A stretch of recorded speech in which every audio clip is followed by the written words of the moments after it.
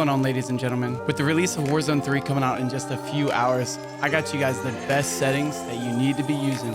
Controller settings, graphic settings, FPS boost, everything that you need to know and have when Warzone 3 comes out in a few hours. All right, let's jump straight into the settings. This is exactly what you guys came for. All right, so first and foremost, we're gonna go ahead and start off with the controller settings. So as you guys know, I play on a controller. I'm actually using a new controller today, which is actually pretty tough. It's the Razer Wolverine Pro V2. It's okay, but we'll see how we like it so far. My button layout, I use a custom button layout because I play on tactical. Basically what that means is I slide with my R3 button and I melee with my B button or square on PlayStation controllers. For the dead zone inputs, this is actually going to be a very, very important part for Warzone 3 coming up. So basically just copy these settings if you want, adjust them if you will. But basically my stick is brand new. I don't have any dead zone on it, luckily. But I still put my left stick minimum to 3, my left stick max to 90, right stick minimum to 3, and my right stick max to 90. I play on a 7.7 sensitivity with a 0.90 sensitivity multiplier. If you guys still have it on 1, that's completely fine. I think you'll get more aim assist when it comes to having it on a 90 multiplier. The aim response curve type, I have it on dynamic. Make sure that your aim assist is actually turned on. Aim assist type. So this is actually a little difficult to explain, but essentially if you are moving around a lot and you have super good movement, you're definitely going to want to have this on Black Ops or focusing. I've seen Black Ops actually be better, and it's definitely better for the people that move around the map a lot, push a lot of people and things like that. But if you are a sniper or more long range, or you like to sit back and have a better shot long range, then put it on default. All right, so we're gonna go over to the gameplay. For movement behaviors, you're gonna wanna have it on automatic tactical sprint. Auto move forward, turn it off. Tactical sprint behavior, single tap sprint. Grounded mantle, make sure this is off. You don't wanna have to do some weird push-ups when you're trying to jump or slide through something. Automatic airborne mantle off. Automatic ground mantle hang, which is gonna be off. So this is what's going to be the biggest problem, I think, with Warzone 3. Obviously, slide canceling is back. We're going to put it on tap to slide and hold to dive, all right? Plunging underwater, we're going to put that on free. Auto parachute, turn it off. Sprinting door bash on. Ledge climb behavior is going to be on mantle.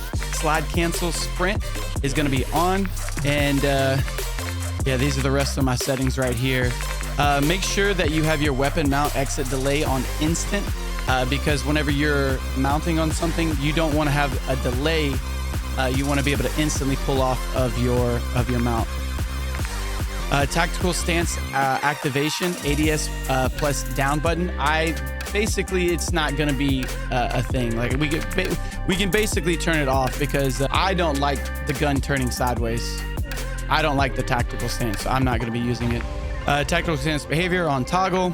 So with Warzone 3, most likely if you've been playing multiplayer, you've had this on tap to reload, right? So you don't accidentally pick up a gun, just very quick.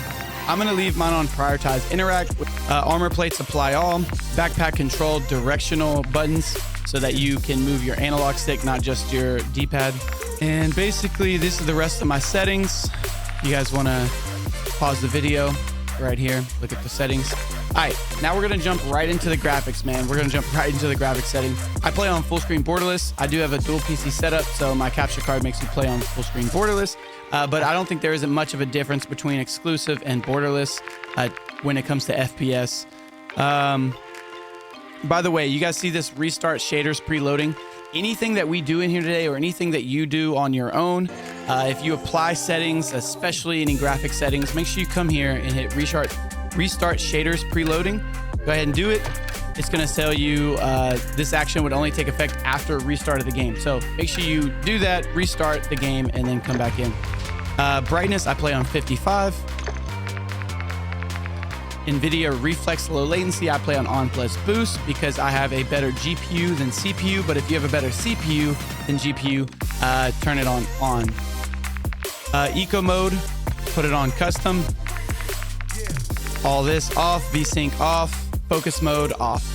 Now we're gonna go over to the quality tab. I have mine on custom, render resolution set to 100, dynamic resolution off, upscaling. I use Fidelity FX cast with a cache strength of 90. VRAM scale target is gonna be 90. Texture resolution low, texture filter anisotropic is gonna be on high. If you want your game to look better, put it on normal, but obviously you can tell that it is a huge this is probably the #1 factor on how much FPS you're going to get. If you want your game to look absolutely amazing, put it on normal. If you want to have a good looking game but have higher FPS, put it on low. Depth of field, turn it off. Detail quality level, I tested low and normal. I did not see a change in FPS, so I left mine on normal. Particle resolution, very low. Bullet impacts, completely up to you. I have mine on. Persistent effects, I have it off. Shader quality, medium. On-demand texture streaming, off. And pretty much everything else is going to be low, off, minimum, low, and just like that. For field of view, I play on 117 or 119. I normally don't put it on 120. It feels like I have more aim assist whenever I don't have it on 120. But make sure your ADS field of view is on affected, not independent. So keeps the same FOV whenever you ADS. Weapon field of view, make sure it's on wide and not narrow or default. World motion blur off. And yeah, basically the most important things is first person camera movement. Make sure it's on least. Yep. Inverted flash. If you guys want the screen to go black instead of white, turn this on. And there you go. Audio settings. I've heard a couple things. Obviously, if you guys have good audio tunings from like Art is War or something like that, just do whatever he says. But if you're just going to use straight stock audio, which most of your console players and people who just don't really care as much, I'm just going to use PC speaker. I've seen a huge increase in audio in Warzone 3 and Modern Warfare 3. So I'm just going to use PC speaker. Obviously, I have a Go XLR, and yeah. Master volume I have set to 90. Voice chat on. Yeah, obviously all of your stuff right here. Set it up to however your audio settings are. I do recommend using reduce tinnitus sound. Definitely turn that on. Interface. This is probably going to be one, if not the most important setting. And let me show you. So obviously subtitles default. Color customization. So we're going to go into color. For interface, you can just put it on default. But when you go down here to color filter settings, put it on filter 2. Go to color filter target, put it on both. Turn your world color and interface color intensity to 100. Dude, I'm telling you, it's gonna make your game look 1,000 times better. I promise you. You can also change the colors of, of other people and things like that, but I leave it all default. Make sure your minimap is on square. Minimap rotation is on. This is going to be huge when it comes to moving around the map in Warzone 3. Crosshairs, put this on static. 1000%. Look, it even says reduces motion sickness. Doesn't even make sense. Make sure it's on static.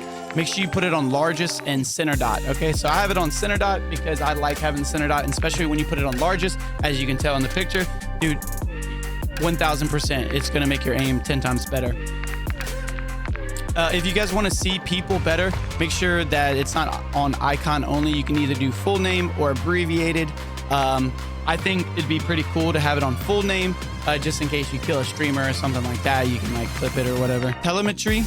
So basically the FPS counter, server latency, packet loss. You can kind of put whatever you want on there. I think FPS counter and server latency is a really good thing to have. And let's see, man, that's basically it. I wanted to keep this video very short, very sweet. If you guys wanted a quick tutorial on basically just controller settings, graphic settings, and I'm telling you, I did a ton of research. So this is basically the settings that you guys are going to want to be using when Warzone 3 comes out in literally 30 minutes, man. We knocked out this video super quick. So if you guys did enjoy these quick tutorials, make sure you drop a like, comment down below if anything helped you, or if I need to make any corrections with any of these settings. Anyway, thank you guys so much. I'll see you in the next one. Peace.